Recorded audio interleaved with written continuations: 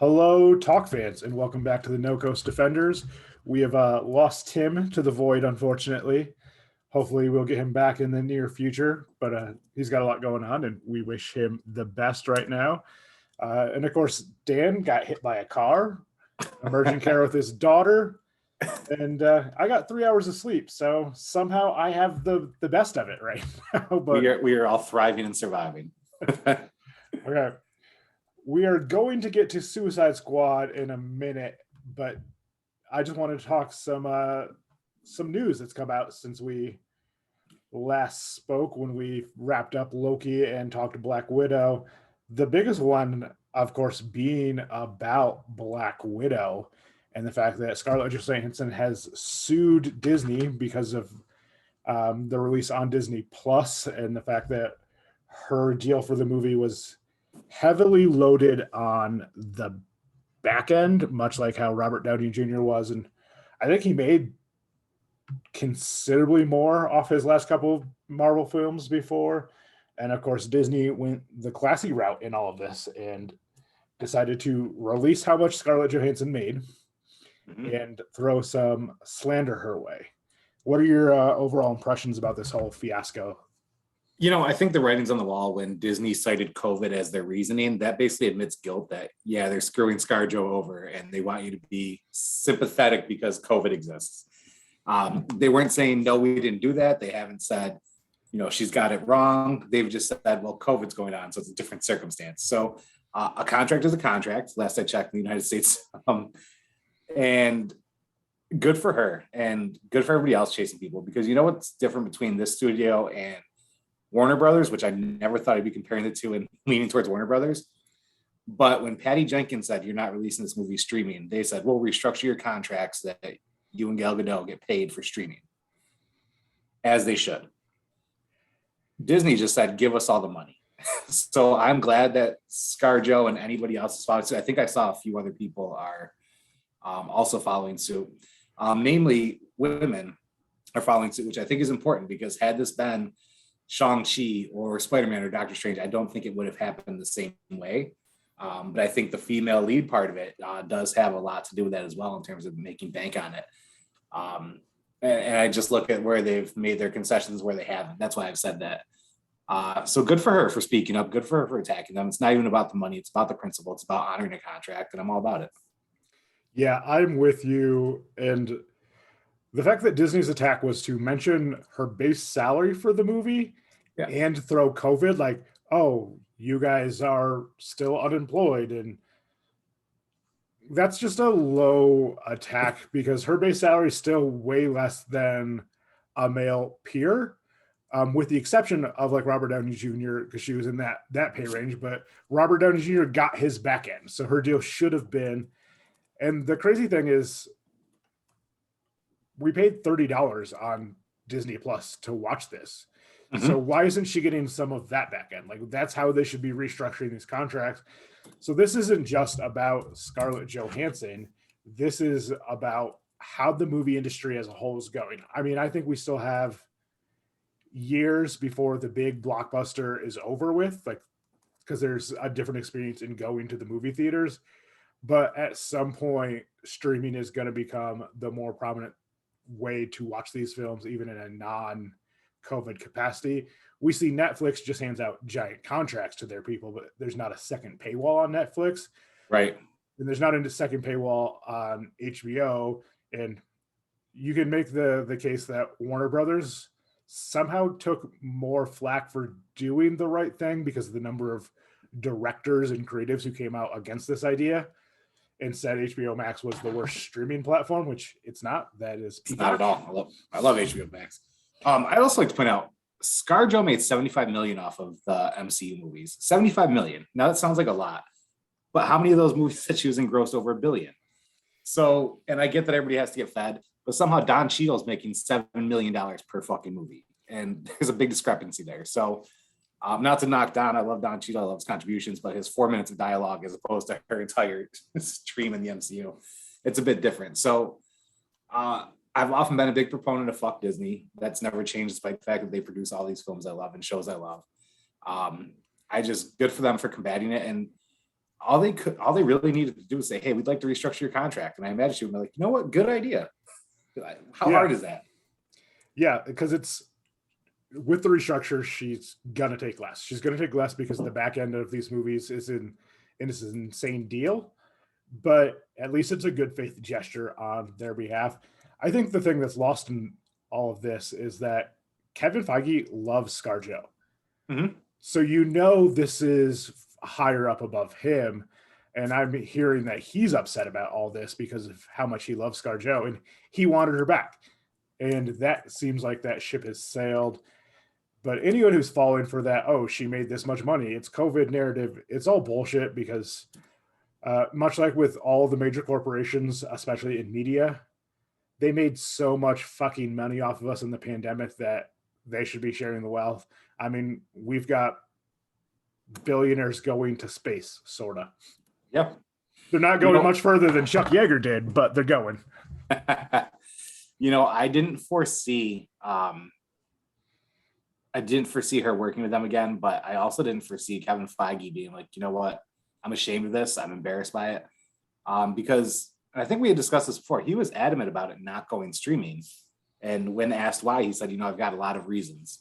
And he never specified it, but I wonder if he was silently fighting for her and the rest of the crew at that time without trying to blow Disney up, actually just trying to be a decent human. Because his response to all this seems very genuine and very much like, come on already. It's, I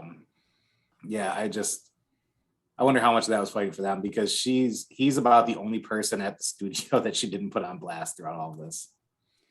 Yeah, and I think that goes to, we talked last episode about how Feige didn't have the creative control he wanted until recently, and now he's got his legs cut out from under him because they're going more of the unknown route right now because the Marvel movies are such an enterprise on their own that they don't need the big names.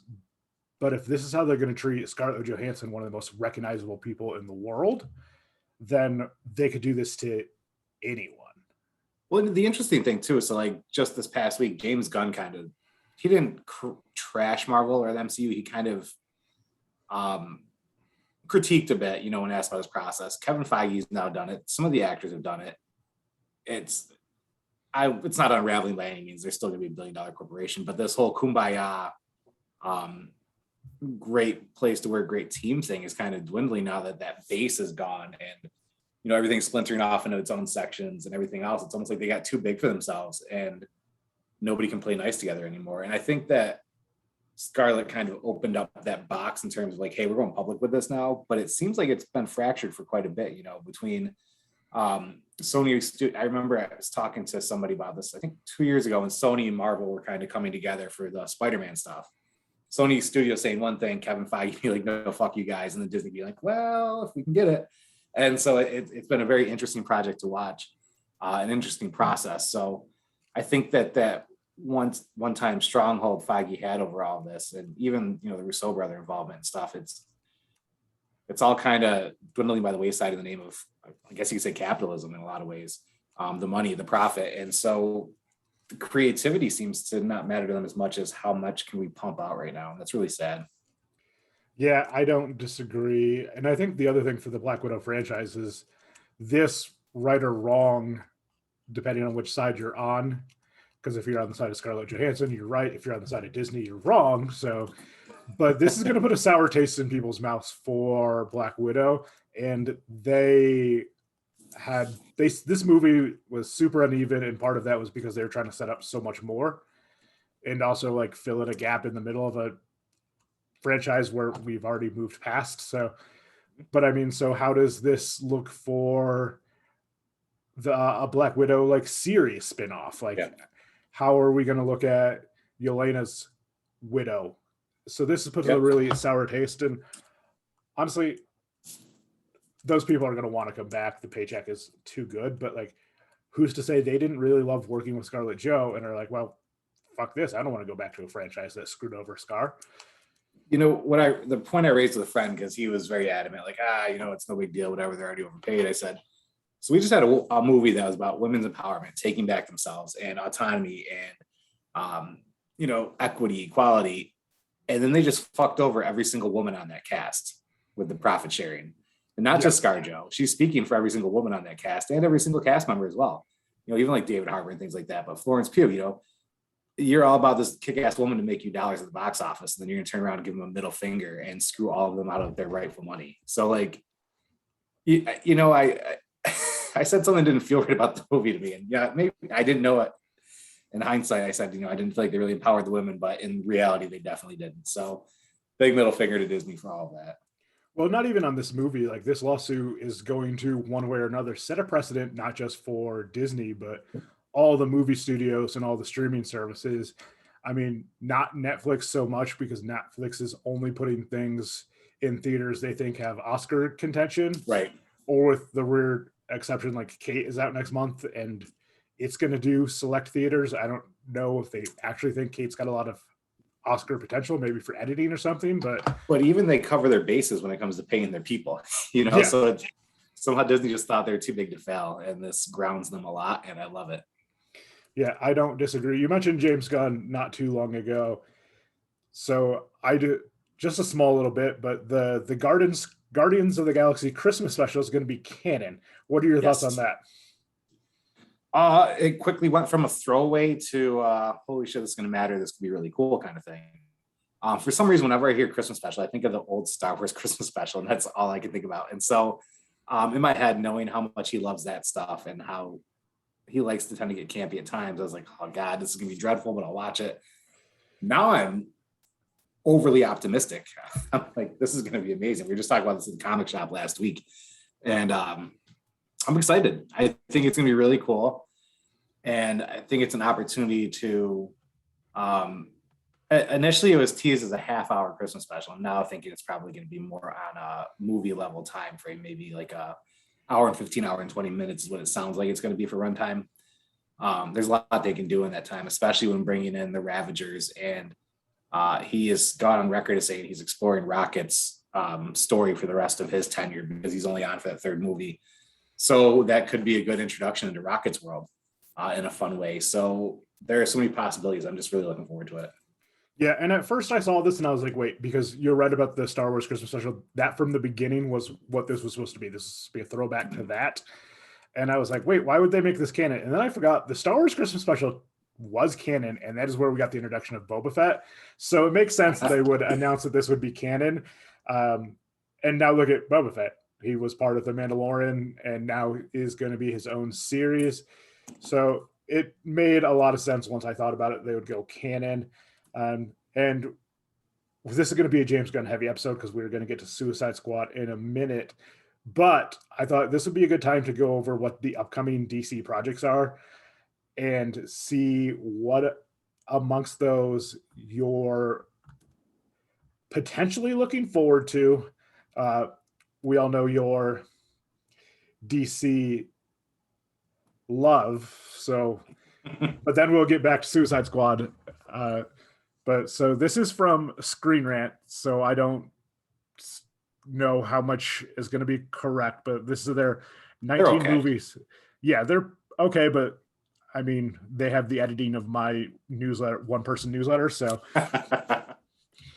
and less fact checking sometimes. But the Batman out early 2022. Is that the Pattinson one? Yeah, that's the Pattinson one. DC's League of Super Pets, which is out. They're both listed March of 2022 and then May of 2022. Mm-hmm. Then Black Adam, July of 2022. The Flash Trainwreck is going to be November 4th, 2022. The Aquaman and the Lost Kingdom, I didn't realize they'd given that a subtitle now, but that's going to be December to close out that year. Shazam is going to be June of 2023. So in the schedule right now, that's a big gap for them to go from December to June of the next year. But so that'll be Fury of the Gods. I'm not I think, and I saw this, I was reading some stock thing the other day, and they were talking about the TV productions. They're trying to, because, they're shifting around the comic distribution, the character distribution, all that stuff, and they're trying to get some TV projects in that gap. But nobody within the same studio can somehow come to an agreement about who or what it should be. Yeah. And so like their team is ready, and the money folks are like, well, hold up, we got to figure this out. So, which equals rush production. Yeah, and that's when we get kind of interested with these dates because Batgirl's the next project Screen Rant has listed and has listed either 2022 or 2023. And Leslie Grace is tapped to play Barbara Gordon from In the Heights, and I liked In the Heights much more than you did, but I'm excited to see Leslie Grace in that role. Then, of course, Blue Beetle, which we just got casting news a couple weeks ago, but also 22-23 for that one listed. Supergirl 22-23, and it should be noted that all three of those are tentatively slated to be on HBO Max and not theater releases. Green Lantern's Corp 22-23, and that's an interesting one because they're going to do that movie, but they're also talking about the show. Zatanna 22-23, which I missed. Yes. I didn't realize that was one of those ones coming up. Emerald Fenley, who did Promising Young Woman, she is going to be writing the script. No director attached, but she could potentially be the director. That's why I'm excited about that one, to be honest. Once her name got thrown out there, I'm like, fuck yeah. Yeah, the Static Shock 22-23. And of course, like Michael B. Jordan's in the production of that, which I know there are people who don't like Michael B. Jordan in front of the screen. We are not two of those people, but I love that he's going out of his way to make roles for people of color. So good for him. He willed this project to happen too. He's been constantly talking about it like on social media for years, and he literally willed this project to happen to where he was ready to like fund it himself. So that kind of dedication right there means he's not going to allow them to turn out shit. Wonder Woman 3 with no date, The Amazons with no date at all. Black Hawk, which I think is one of the more interesting ones in here. Apparently Steven Spielberg has been wanting to do this one for a while. No date on that one. Our Man, which I think is right behind Black Hawk, like, depending on how deep your comic lore goes, I don't know who's going to be more closer to the mainstream. I love Our Man. That got pushed though. Remember when that was first announced? I mean, that was supposed to be within the next year and a half. Yeah. Well, and of course, there's been so many people different attached to it. Now, like, I think every version of the Our Man has been rumored. Joker 2, Superman reboot, and this one would be the Abrams Coates one. Justice League Dark, and what Screen Rant doesn't have listed is the Michael B. Jordan Superman, but I don't remember. That may have been a series and not a movie, which is why that's going to be on HBO Max. Yeah, I didn't remember if they announced it was going to be a series or a movie. I thought there was. I think that one's still like in debate of what they're going to be. All right, so they got a bunch of backlash when they discussed it as a movie, but then all of a sudden they said possibly the series, and everybody's like, "Oh, okay, yeah, I can take that." So yeah, Black Superman's okay one way and not another, I guess. I don't know. Yeah, well, and both those Superman projects are going to be Black Superman, so yeah, that's interesting that they're going to do that. But once again, Michael B. Jordan pushing for another like big role for what projects Zatanna you said, and simply because of the creative team behind it. But what anything else you're potentially looking forward to in there? Static Shock, absolutely. That's one title that from DC that I'd actually read regularly, and I think it has potential to be a lot of fun, but also introduce a lot of backgrounds and different types of people that wouldn't normally be included in a lot of these productions. Black Adam, simply because, you know, people have their feelings, you know, love him or hate him about The Rock, but the fact that he's been so passionate about this project when somebody's putting that much of themselves into it and really willing to happen, you know, I mean, you look at like Ryan Reynolds with Deadpool kind of thing, you know, The Rock's been pushing for this before it was even announced. The camaraderie he already has with like everybody in the DCU, just from him coming in and be like, I want to be here, let's do this, like who can we pull in here? It's amazing. I wasn't a fan of Shazam. It just didn't play to what I'm interested in. However, I know a lot of people who thoroughly enjoyed the first one, so I'm very happy for them that they're getting a sequel. I also like to see Zachary Levi get paid because he's awesome. But yeah, I know he was really worried when the Rock was doing the Black Adam film, because as in great shape as he is, he cannot compete with the Rock physically. So I know he was worried because there's no way he could be the lighthearted mirror to the Black Adam character if the Rock's playing it. But yeah, that continuity does not matter in the world of DC. I was excited about the Batman, and I think Robert Pattinson is such an excellent actor. But the more they release from it, it's coming off as sounding like just a very pretentious film, and that's not what I'm going for with Batman. You know, darker, cool, gritty, awesome. And then I just read how like the cast and crew describe what's happening. Like that doesn't get people excited. Like just leave it alone, stop talking. Let's see what we get. Because I mean, I know a lot of people link him with Twilight, but holy shit, he's played some phenomenal roles in a lot of different films. Remember Me, for instance, was such a great role. That's just one coming off the top of my head. So I think he has potential to do it. I just hope they don't DC it up on him. I did not like the Joker at all. So Joker 2 doesn't, whatever. Blue Beetle, I think could be cool. They all have potential. They really do. It's just right now there's so much infighting with the studio, and they're literally trying to sell pieces of their own studio off. They're not even in bankruptcy. So they're their own worst enemy right now. They have every chance to win and everything to lose at the same time. As a DC hater, I am excited for some of these projects. I hope they go well. There's a lot of people involved in these productions that I want to see succeed. They are bringing in a lot of different, I guess, different types of people for these. They're bringing in different demographics to fill a lot of these roles. They're taking some risky steps with it. I just hope they do it right instead of just doing it to do it. And so I guess we'll see what happens. Yeah, and it's hard because so many of these don't have creative teams attached yet because they've like been announced and thrown. Like we have a star for Blue Beetle, but no creative team. But I loved Ted Kord and Booster Gold, like when Ted Kord before he died and came back and died again, or however, whatever point of resurrection or unresurrection Ted Kord is in right now. I love that Blue Beetle. But then when they introduced Jamie Reyes, and they brought him in about the time they folded back in the Milestone stuff. So like Jamie Reyes and Static Shock, like entering the Titans, I think that was probably the highlight of a pretty down Titans run. Yeah. And of course, both characters have been written fairly unevenly in DC, but that's true of every character in DC with the number of times they keep rebooting everything. Like how the fuck does your creative even keep track of what's going on? Right. But I think both characters have such potential. The Zatanna, like that's going to be so interesting, like especially if they're smart and they connect that to the Justice League Dark.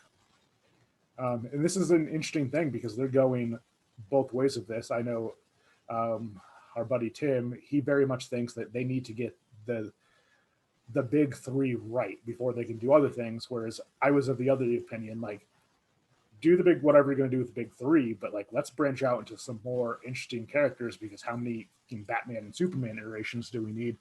So they're kind of doing both, and I don't think they care if everything makes sense and whatever. I'm worried about the Justice League's Corps. I think as a team, the Justice League's Corps is one of the most interesting and diverse teams in comic books, but I don't know if you can really explore that in a 2-hour film. Like, how do you do the dimensions of Guy Gardner and have him not be just an asshole? And then on the other side, like, how is Kyle Rayner anything but just like the nerdy architect guy? I mean, those two in comic books are two of the more fascinating character studies throughout the years. And when a Green Lantern's Corps focused on the two of them in Kilowog, the title is just superior when those three anchor it, because those are such multifaceted characters. You know, I've had some thoughts over the years, and I feel like I'd really do well to take a new format approach and do something like shorts. You know, instead of trailers, do shorts for each character where you nail the backstory, the middle of it, and like where they are heading into a movie, and do it for everybody that's going to be in your movie. So you don't have to waste all this. Like the one thing DC Pictures do when they do team ups is they jump around so damn much that you can't get comfortable or even like relatable with any of the characters. They just do shorts to show you who a character is going into it and just build that, because it's obvious most of the shit's being rebooted anyways. And we have 3 active Jokers, all these Batman. It's like, they don't care about any of that. So just show us which version of this character we're getting in a short instead of a trailer. Put them together and let's see what happens instead of wasting all the time on setting up their backstory. I like that. And Suicide Squad, to a degree, did that with their introducing the Suicide Squad. Oh my God, they did it so damn well. And so, yeah, I think you're right. A shorts thing. I'm probably way more excited for the idea of the Justice League's Corps series than I am the movie. And I hope the announcement of the series doesn't, or the announcement of the movie doesn't bump the series. Because especially if it's done in the same vein as the Titans and it's like gritty, but not overly dark. I think there is the potential there. I'm worried about the Batman, much like you. From what I've seen, it looks like it's almost like the emo version of what the Gotham series was on Fox. Yeah, which was actually a good series for a while. I enjoyed it until it jumped the shark early, but it's kind of when the focus was like on the origins and like you get a young Bruce Wayne, you get a younger Commissioner Gordon, Yep. but then they have like 15 characters that could potentially be the Joker, and that was too much of the series, I thought. And then ultimately, like we know where all these characters are going, but they tried to like make it seem different. Dr. Tompkins was one of the ones that was like I thought was mishandled in that show, but Oh yeah. all right. So, what in that list are you least looking forward to? Do you think? Probably Wonder Woman 3 and the Joker 2. Wonder Woman 2 was a fucking train wreck. I know a lot of people enjoyed it. I 7 times still haven't made it through it. Haven't finished it yet. That's not Gal Gadot. That's not Wonder Woman. It's not any of them. And when you hear about all the behind the scenes shit that went on and how it wasn't the movie that Patty Jenkins wanted to release because it had to fit in with whatever vision they had, I loved the first Wonder Woman movie. I thought it was excellent. You could tell the handcuffs were on in the second one. I really didn't like that. I thought the Joker, I approach things kind of from a mental health perspective, and I saw all these people being like, "Oh, the Joker really tackled mental health." No, it fucking. And so, there was a lot that I could not stand about the Joker the movie. I think Joaquin Phoenix absolutely nailed the role. I think he had a job to do, and he did it extremely well. I just think that the writing was absolute shit on that movie. And I'm not excited to see it again, to be quite honest. So those are probably the two. Yeah. I'm excited more about the series that are to come because I think that given the unknowns when it comes to like the COVID stuff, TV series are almost more are safer for these companies to churn out than the movies, and so I think they're going to be focused heavily on those. Like we got to get something out, so they're going to focus on these TV shows. So I think they're going to be tight. I think they're going to be good. But those are the two projects I'm really just not looking forward to. Yeah, I'm with you on the Joker too. I liked Wonder Woman 1984 much more than you did, but mostly because of Chris Pine, which is really unfortunate because the movie should have been about Wonder Woman and not.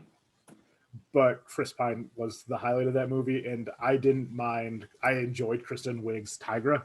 It was bad, but in like that fun, campy '60s Batman way, which I appreciate more than you do in general. So I'm not like down on Wonder Woman 3, but it's not going to be, oh, let me watch this right when it hits. I think for me, and it's for the most ridiculous reason ever, but the Super Pets film. I'm least looking forward to that. And I don't doubt that it's going to be a fun children's movie. Yeah. Coming from Jared Stern, who I'm not overly familiar with any of his work. But I mean, Crypto is going to be Dwayne Johnson. Ace is going to be Kevin Hart. And then like the voice cast will also include Keanu Reeves, Natasha Lyonne, who is so underrated in everything. I think most people would know her. I mean, other than the Amazon series she did, like her biggest role is probably American Pie, which is crazy because it's such a minor role. But I'm a Cheerleader, I think is her best film. John Krasinski, Kate McKinnon, Vanessa Bayer, who like I have such a crush on, Jamil Jamel, and Diego Luna, like that voice cast is going to be phenomenal. So this movie's probably going to be pretty good. But with it's going to be a pet life full of superheroes. Yeah, I could see this one being watched way too many times in my house with my brother and sister-in-law's kids. So I think I may dread that because all I want to do is watch Moana. So well, knowing that where the kids hang out here and that superheroes is 24/7 in this house, I'm guessing that's going to be a nonstop film in my household. Yeah, so hopefully it's even better than I think it's going to be because it's going to be seen a lot in a lot of households. All right, so the Suicide Squad. What are your overall opinions? All right, everybody at home, the two people listening, brace yourselves. I fucking loved it. I think, and I do need to rewatch it again because it may just be still hyped. I think it's in my top 5 superhero movies, to be quite honest. Not superhero, comic book, I guess we can say. I it just opened with action and just went from there. I love the fact that they killed off half of the freaking lead title actors from the movie posters. You know, we're all excited, like, we're gonna see Rooker, we're gonna see all these people, and freaking Pete Davidson in the trailer, and you're like, what the hell? And boom, just dead. I fucking loved it. And God, Idris Elba is, I've liked him in everything he's in, but man, DC needed somebody to carry a movie, and he more than did that. But John Cena to accompany him through that. I don't think even after like 1,000 takes, I could have kept a straight face like John Cena did, saying some of the shit that he said in this movie.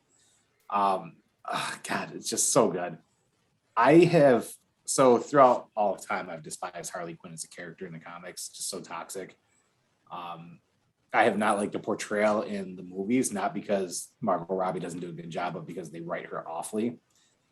She shined. They finally did something good with Harley Quinn, and that fight scene where she just beats ass to get out of there by herself and everybody's trying to rescue her. Amazing. So beautifully artistic, you know, like with just the visuals. I can't say enough about it. I absolutely love Viola Davis. I know that she wasn't on screen much, but when she is, she just steals the show.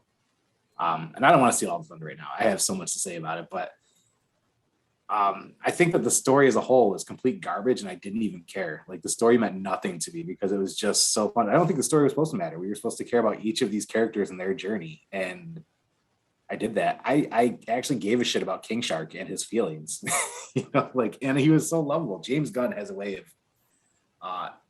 personifying these creatures to really draw you in, and God, it's just so great. But Daniela, I don't know if it's Melchior, however you say the name, but Ratcatcher 2. Just so electric. Just that performance was amazing. As for the guy who played the Polka Dot Man, David Dash Melchin, I think is his name. That sounds right. Jesus Christ, just so well done. The death scenes, I love the goriness, but it was also like almost video game style. I just thought that was really fun. I plan to watch it many more times, to be quite honest. From the casting to the visuals, I didn't care that the giant starfish was the fucking villain, because really it was the US government that was the villain. I don't know, man, because the stuff that seemed over the top was still very humorous and well done. So like typically where like the stuff doesn't work for me in film, everything I hate about film happened in this film, and I loved everything about it. So it was great. I loved it. Yeah, I think it was really well done how James Gunn took a lot of the team up action film tropes and flipped them on their head, kind of, because one of the things is getting the gang together, and we did get the gang together, but it was literally with the gang that dies initially, they're just all on the plane together, and really only Harley and Roker's character get an entrance. But everyone who dies in that first scene still had a moment. They didn't have much of a moment, but they had a moment. And so we get a gang together scene, and then we get a second gang together scene where they're literally just walking through the prison. And so you don't get the fun, like, oh, let's see them in action gang together scene. You get that. So he flips that trope on his head. And then like the ragtag, plucky underdog completely flips that on the head when literally everyone who is an underdog dies instantly in that scene. Like, the only two non-underdogs in there are, of course, Flag and Harley, and they're the two that don't die. And so it was really well done how he flipped that. I said it out loud when I was watching. I go, what the fuck? When they just start killing everybody. I loved it so much. And I watched it a few days before you, and it was so hard. I think I told you the open scene was great, but I didn't give anything away. But it was so hard not to be like, holy shit, Dan, everyone's dead.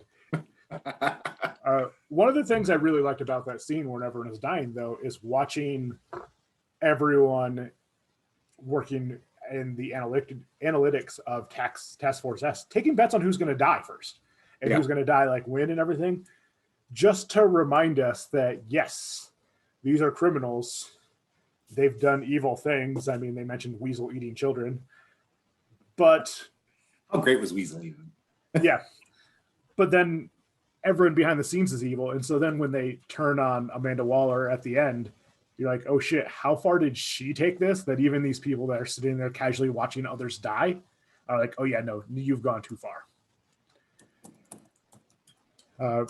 But yeah, you're right. Elba like stole a film in a film full of people stealing the film. I wasn't surprised Cena could keep the straight face. We saw it in Trainwreck when he played that very outlandish character.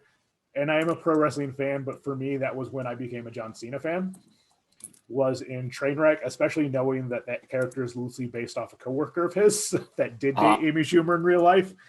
I was like, oh, how great is that? And apparently that coworker thought it was a funny portrayal. So I guess you have to like comedy to date Amy Schumer in general, but then to be okay with the fact that she essentially mocks you in a movie. But yeah, Cena's great. It's not surprising they did the Peacekeeper series right afterwards. And of course it's going to be in January. Like, so this is coming out, like they're almost done editing from what I saw from James Gunn. So I'm excited for that. Steve Agee's going to be in that as well. And good on him since he was the on the set King Shark. And of course played one of the analysts. And I really appreciate Steve Agee. So I was glad he got that moment in there. And he seems like a James Gunn type of actor. Can we talk about Peacekeeper's outfits? Like when he's wearing like the crop top and the short shorts, just fucking kicking ass. My God, it was so much fun. Like these little details I'm noticing. This is on the first watch. I'm noticing these little things. I can't wait to watch it again. So great. So you'd mentioned the Harley escape scene, and it's kind of interesting because I'm usually one of those, if the action is too far outlandish, I'm out. Which is why I can't watch like a Michael Bay film anymore. Right. But even though like that was like this ridiculous, like there's no way in hell she could have actually gotten out of there, it was so pretty and just well shot that I was like, you know what? I don't care that it's impossible that anyone could make these shots. This is fun. You know what it made me wish though? It's just fun. It made me wish, the butterfly shit and all that stuff in the background. It made me wish that James Gunn did Birds of Prey because God, how great could that have been? Well, I really liked Birds of Prey, and I love the fact that the soundtrack is all female artists, written and directed by women. Margot Robbie had a lot of input in that, and I think where it falls short, of course, is studio oversight, probably, because it was a fun film, but I think it could have been a better film. The good thing about this film, and you could tell there's between a James Gunn film in the MCU and James Gunn film here is, and he said this too, is the creative control he got where they let him make his vision. As opposed to like, they don't care how it fits in. They don't care what it was. They just wanted him to come in and do this movie. And they jumped on him right after Disney let him go for his 15-year-old fucking tweets of humor. The reason why they hired him to begin with, let's talk about. But they let him go, and WB instantly was, what project do you want? And God, you can just tell that his creative vision came to life. Yeah, it really did. And I am not, how I felt about the Snyder Cut release. I watched it and it was awful.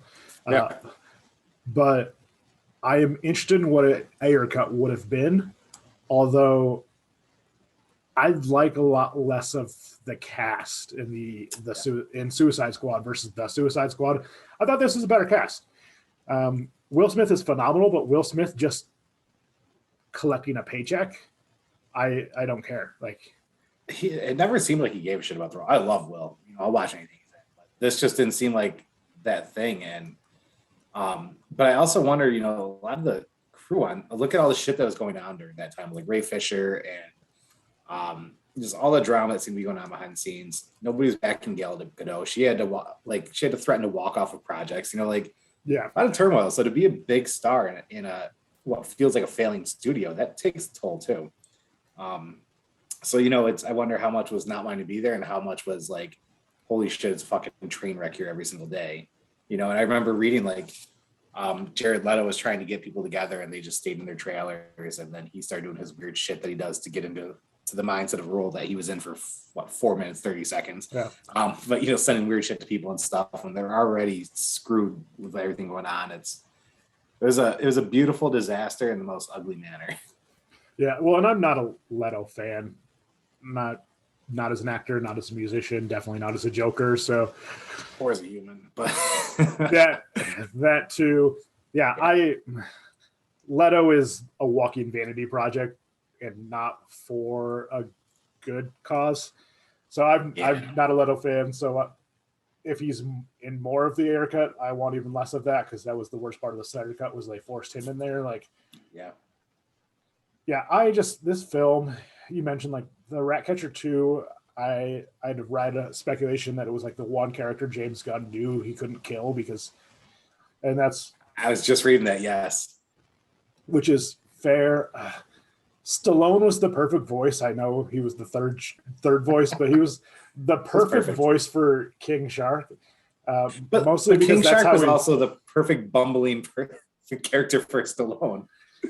Yes, agreed. Because that's just, after all those years of taking shots to the head in his movies, that's how Stallone speaks now. So, that's a low shot. I should apologize for it, but I do not. No, but you're spot on, because when you listen to him talk now, but the thing is, for somebody of his caliber to come down and just do a voice for a bumbling shark, like that's not just humbling, but it speaks to just how invested this whole cast was. Take a Waititi doing what, a minute and a half role after being one of the main bills on the billboard. Oh God, it's so good. Yeah, everything, like, that was so well done. And like you said, the story's not good. It could have been good. Like, the roots of a good story are in there, but they didn't matter because it was just a vehicle for these folks to just flex in these roles. I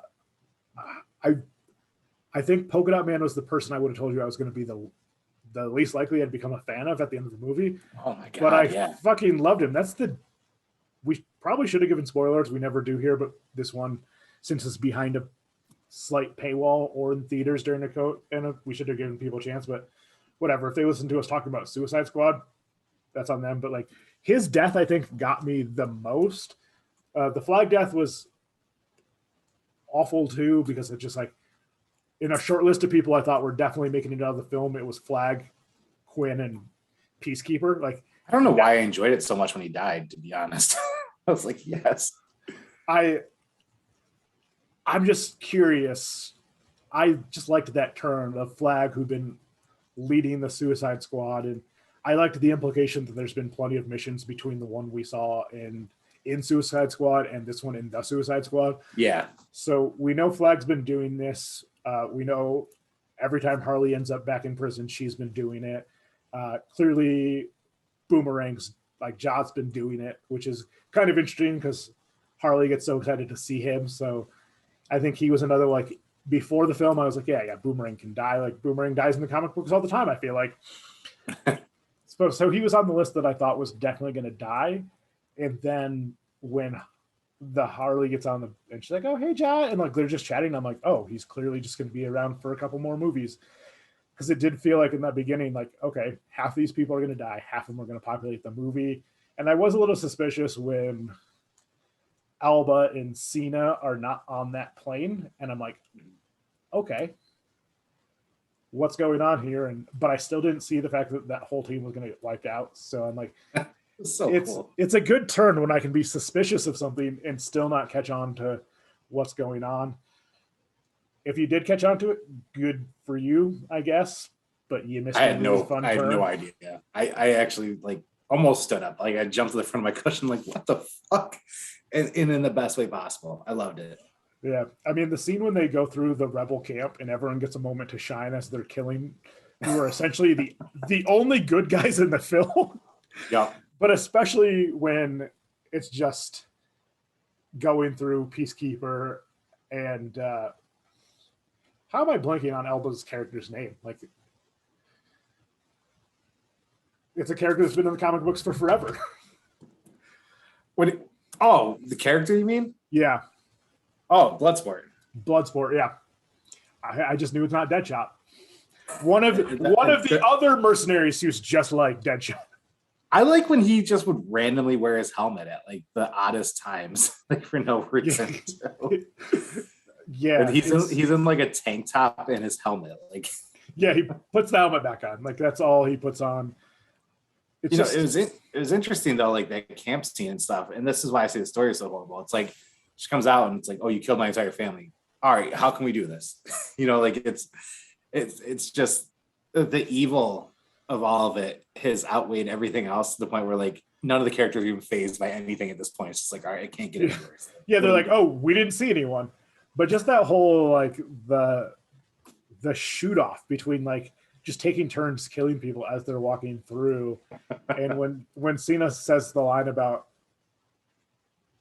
but if it looks cool, and I'll be like, fuck, you're right. And it's just like that moment, I was like, oh yeah, no. These two just love killing people. That's what these characters are. So to see the difference at the end where Bloodsport has to keep Ratcatcher 2 alive, like Bloodsport is happy to see Harley still alive, and they're all happy to see King Shark is still alive. And it's just like, oh yeah, that is the difference between a deranged character like Peacekeeper and Bloodsport, who doesn't mind killing people, but also like he went through the same programs Flag did. Like he's a trained killer by our government. So it shouldn't be too shocking that they both had a similar reaction to the fact that the U.S. government's behind Starro. Yeah.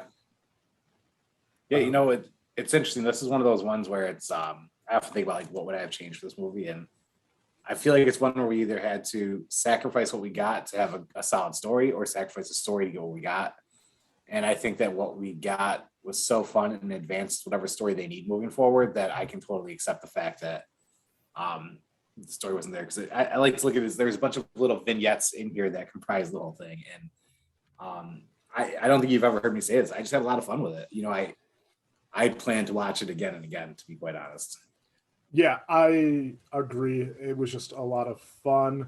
I mean, the movie had me over when the Decembers were in the soundtrack, so it was kind of fun because I feel like with the Guardians films, like James Gunn had great soundtracks, but they were like time period soundtracks. Mm-hmm.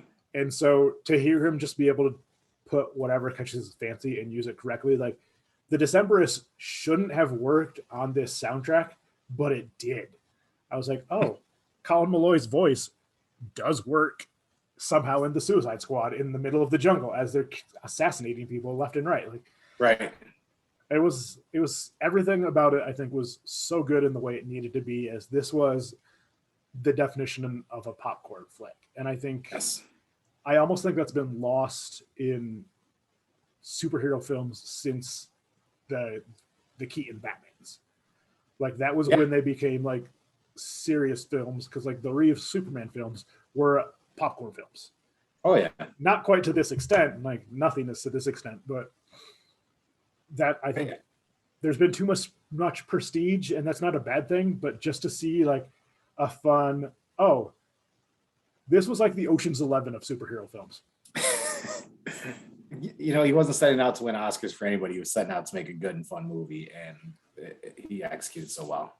Yeah, and I was planning on pitching the idea to you and Tim that Gunn's done with Marvel, it seems, after the Guardians are done. I think that's why the Christmas specials, they're making that such a big deal, because they don't have him anymore after this. Yeah, so why not, if you're Warner Brothers, give a corner of their DCEU to Gunn and have it be Task Force X and The Outsiders?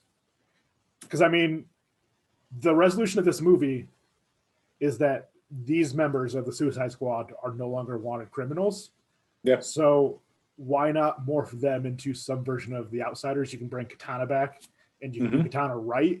You could bring Metamorpho, who I just love and could be fun in the hands of James Gunn.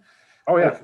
Like this core could be a fun version of the Outsiders, and it works with where the Harley Quinn character is in the comic books too, where she's on a quasi redemption, but not quite, much like Poison Ivy.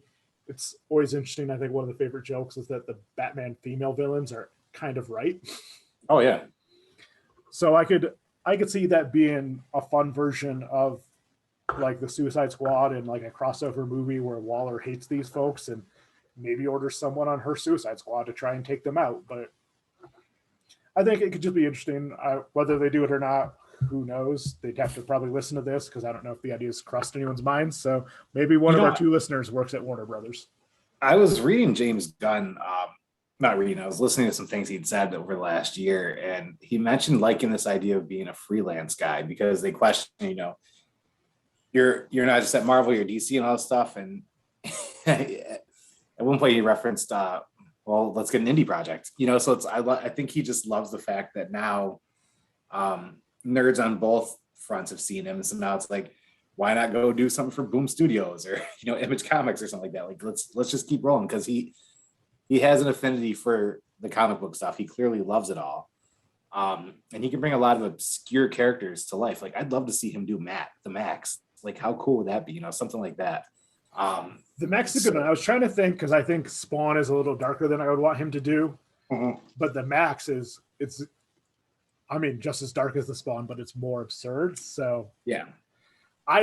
Of course, you said like the indie thing, and we're going to go back to one of my all-time favorites, as you know, The Tick. I mean, we've gotten 2 live-action series in a cartoon, but neither of those are quite as brutal as the comic books are. I don't think people who have only been exposed to one of those projects realize The Tick comic book is brutal.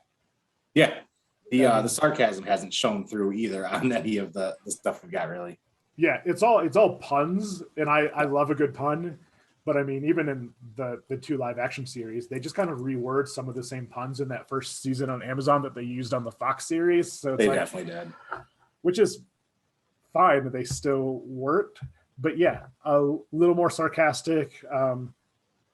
I thought Arthur was appropriately neurotic in all forms, but he could be more so. Oh yeah. James Gunn could crush The Tick. I'm trying to think of other projects I would like to, if he's going to go the indie route, some other projects that I would love to see Gunn tackle. I think honestly a Swamp Thing. It's not indie, it's DC. I think he'd do very well with Swamp Thing, to be quite honest. That's one I wanted to see him do since he did the first Guardians. Even Slither, I was like, oh my God, I want this guy to do Swamp Thing. That would, yeah. And I think if he didn't do Slither, I wouldn't peg him as a Swamp Thing person because I think the outlandish action. But yeah, no. Swamp Thing is, I mean, maybe he should be doing the reboot of the Toxic Avenger. That's probably the project he should have been doing. That is a great one. And I actually didn't share this with you yet because I wanted it to be like a surprise, but I would freaking flip if he did the reboot of Who Framed Roger Rabbit, if he made that universe, because his ability to bring these creatures to life and to put the ridiculous on the screen so it doesn't seem so ridiculous but relatable. I think a modern Roger Rabbit with him at the helm would be absolutely incredible. I've often said Howard the Duck, and he's wanted to do Howard the Duck, and I think part of his reason for leaving the MCU is they didn't give him Warlock, they didn't give him Howard the Duck, the 2 characters he really wanted.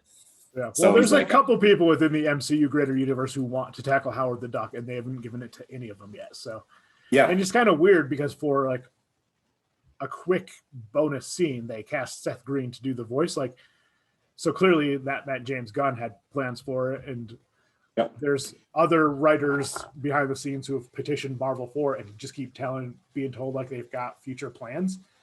But the second that he, everything changed when he got dismissed. The second he came back and said the character he wanted and wasn't able to do anything with them, that's when he started to shift. Like, got this DC project, I'm not committing past the 3rd movie. Like that's when he kind of put his foot down. That's when a lot of that was linked to the same time when, oh God, who plays Drax? Why am I drawing such a blank? I love the dude.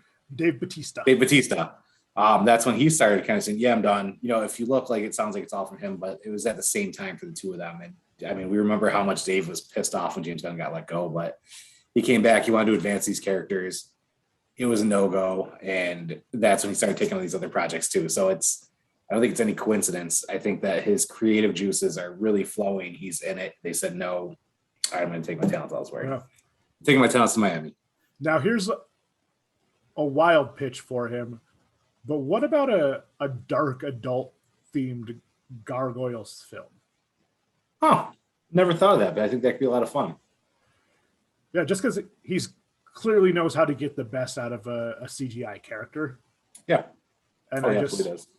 And then honestly, you could still use a lot of the same voices from the series. And oh God, that'd be so cool.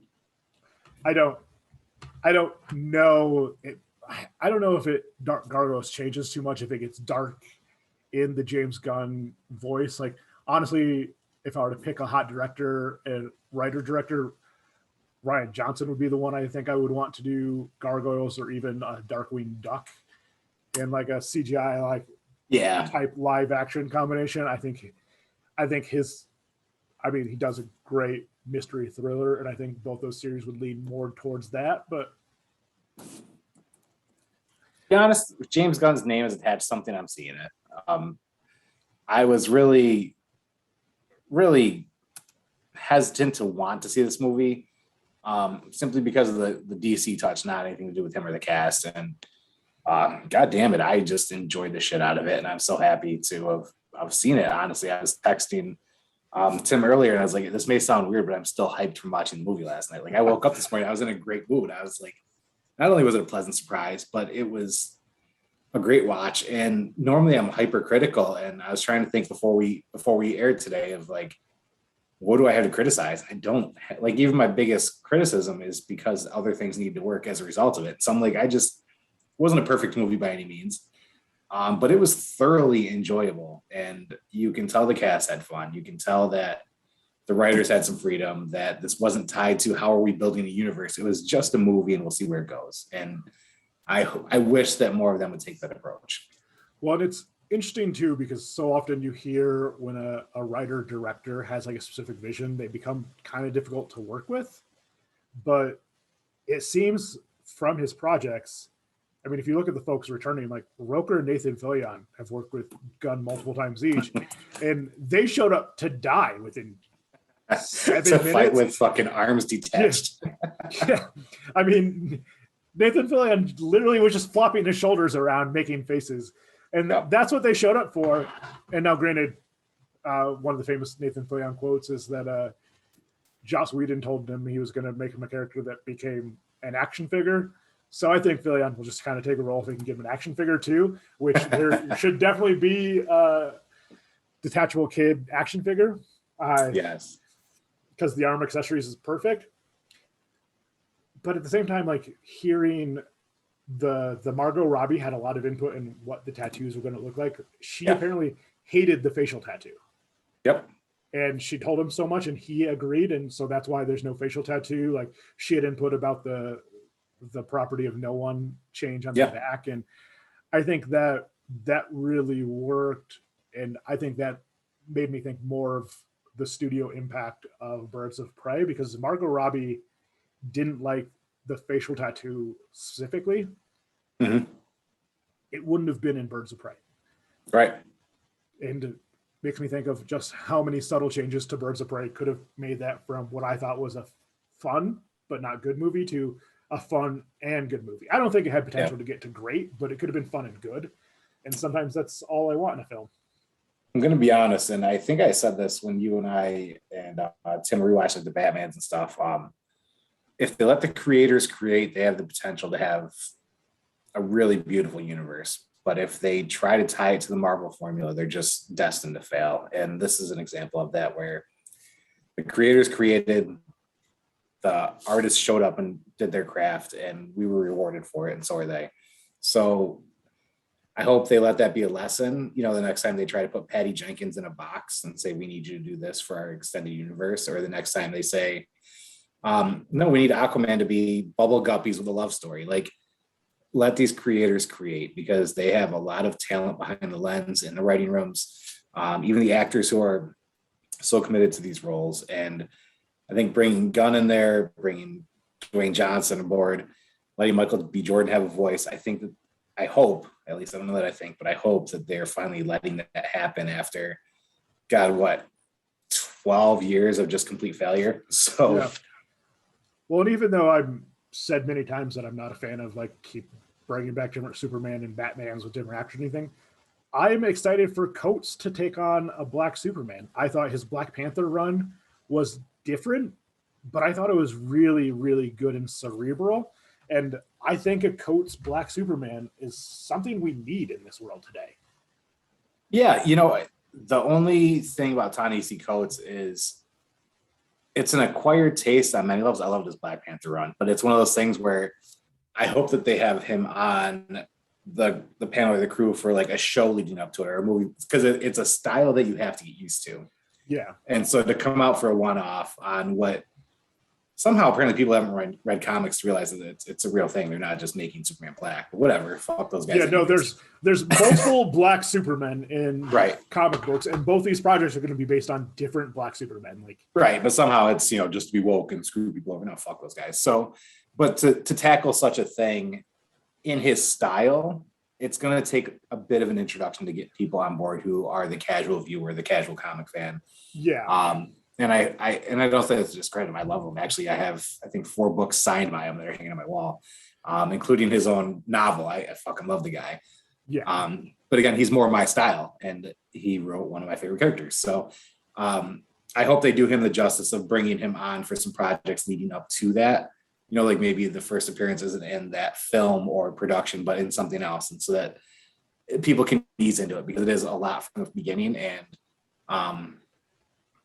it's an acquired but a very appreciated taste, and he takes his comics very seriously and weaves them with our reality. So I'm pumped for it. I just hope they do him justice. Yeah, well, and the idea with Coates is, I think when they put Brian Posehn on the Deadpool comic runs, but they gave him Hogan, so they gave him an actual comic book writer to work with.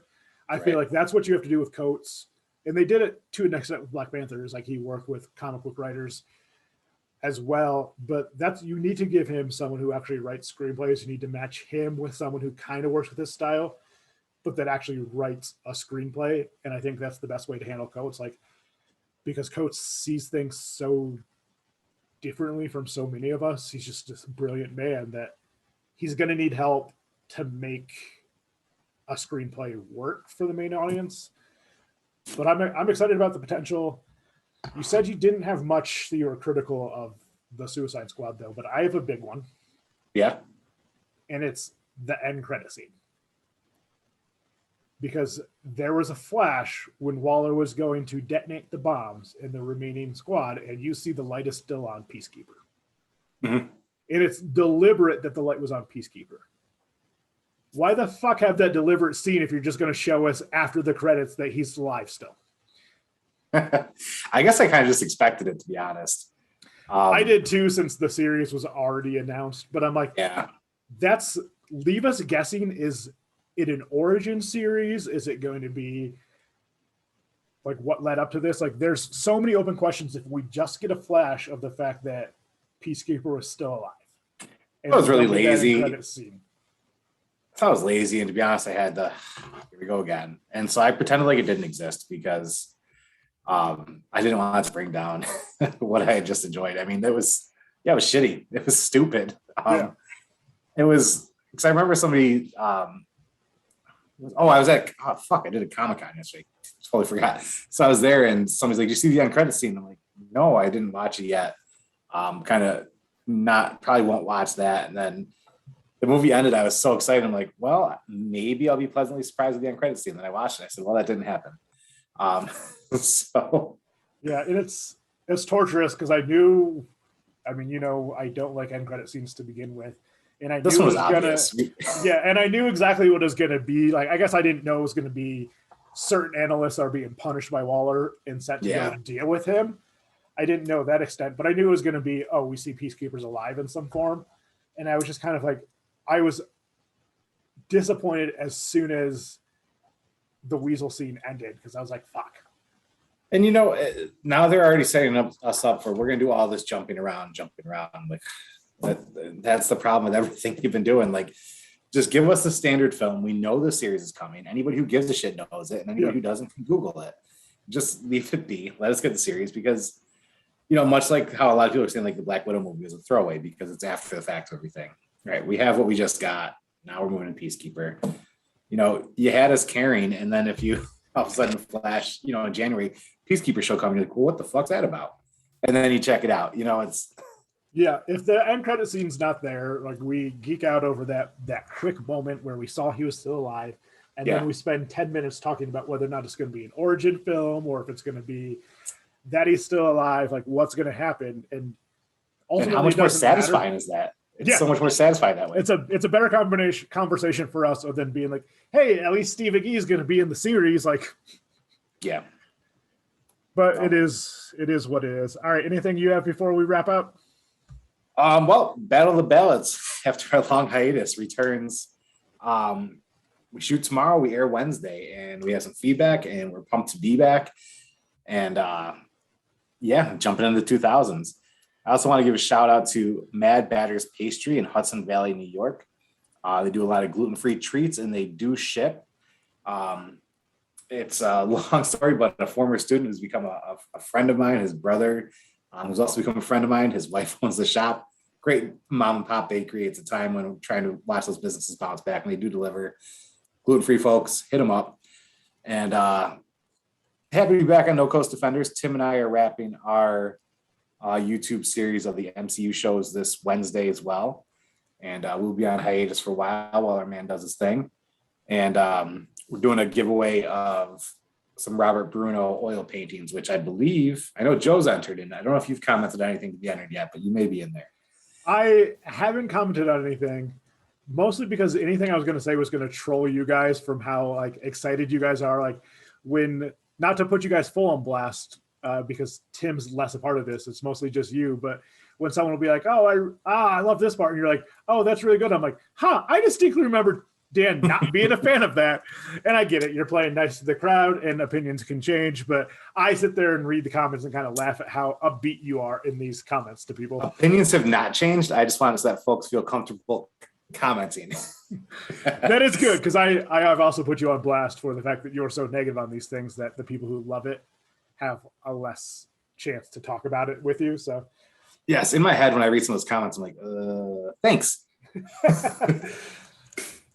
No, and you mentioned Tim. He has a wedding he's working on planning. He's got a lot of personal stuff going on, so definitely won't be with us through What If. Not sure when we're going to get Tim back, but I thought about trying to get like a rotating third for What If, but I think I kind of just want to go through What If, just you and I.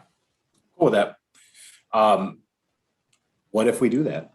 What if we do? I think just the nature of What If, just you and I spitballing things off one another, I think that could possibly be the most entertaining thing. Now, should we start with each episode with What If by Brandy, just to kind of bring us in and just see how it goes?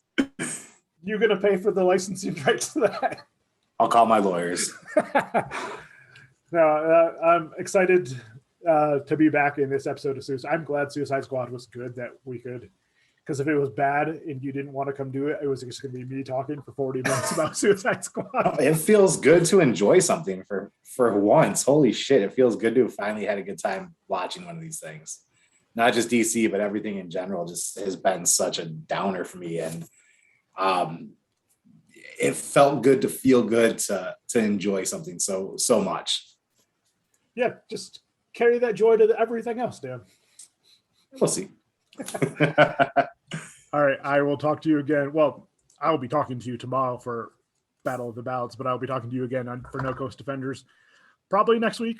I mean, I went from a hiatus on all three shows to now I'm trying to ramp them back up and also work in extra jobs. Oh yeah, What If starts like Wednesday, right?